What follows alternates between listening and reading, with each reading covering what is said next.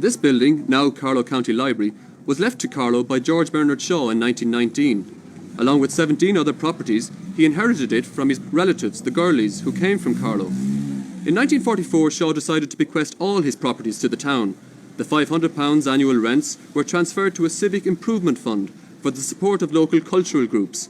At that time, local authorities were not empowered to accept gifts from individuals, so Eamon de Valera rushed legislation through the Dáil for Shaw's benefit. Ironically, Shaw knew very little about Carlow. Shaw visited here for a day and a night in 1910. He came to have a look at his properties and took one look and never came back.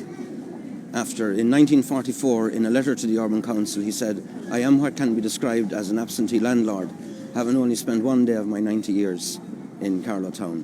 He was very generous to the town in lots of other ways as well, was he? He was. He contributed, he made a very generous donation to the Carlow Christian Brothers schools when they were erected in 1936. And Sister Agnes in the county home, famous begging nun in these parts, was had her hand in his pocket on a regular basis. And his aunt, his step-aunt, Charlotta Rogers, there's hundreds of letters from her in existence asking for money to slate the house, from everything to a new roof to a new set of dentures.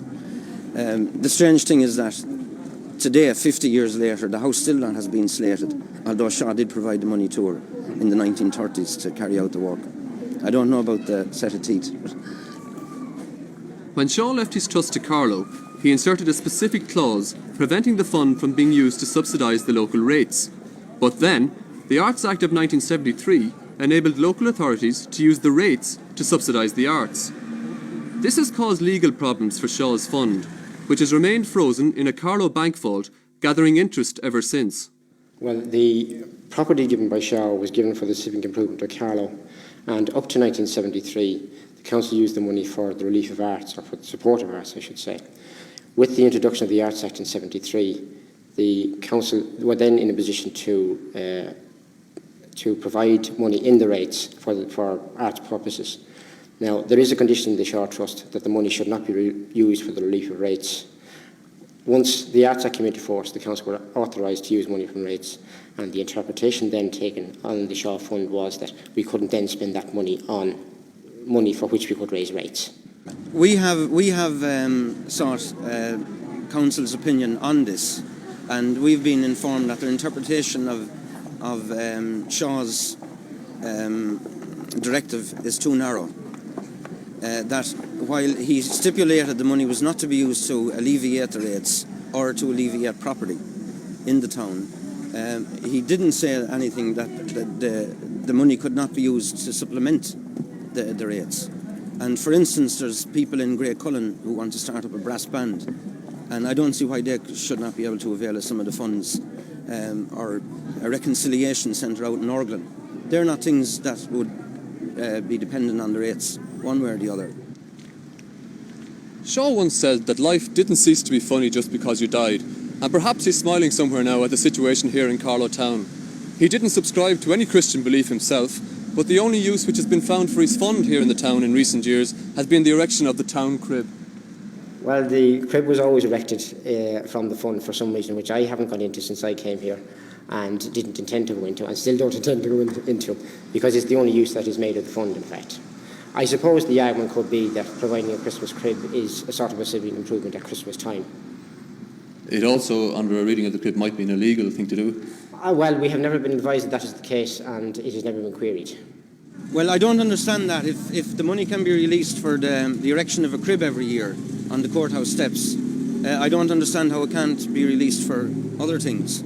We're told that the crib costs in the region of a couple of £100 every year. I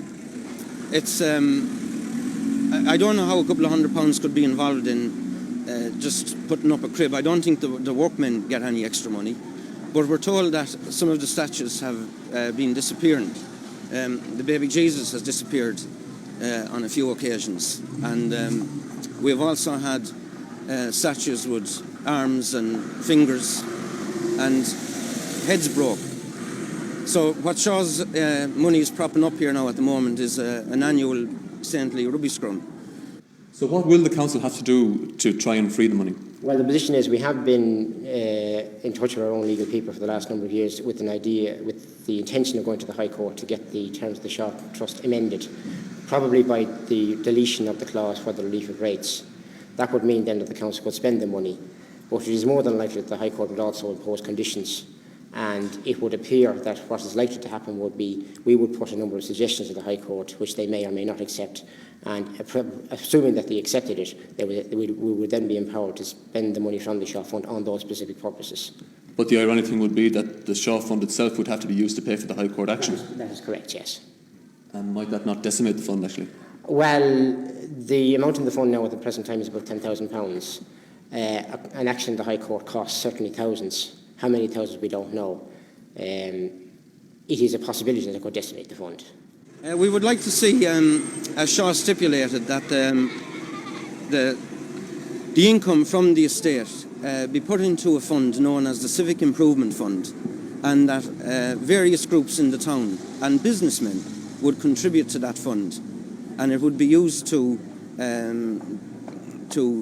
subsidise people for projects, and the likes of the Little Theatre Society, the Brass Band, as I mentioned, the Reconciliation Centre. And the Heritage Society would be prepared to contribute a sum of £350 to such a fund to get the ball rolling. And we feel that this might help release the Shaw money to the people of Carlow.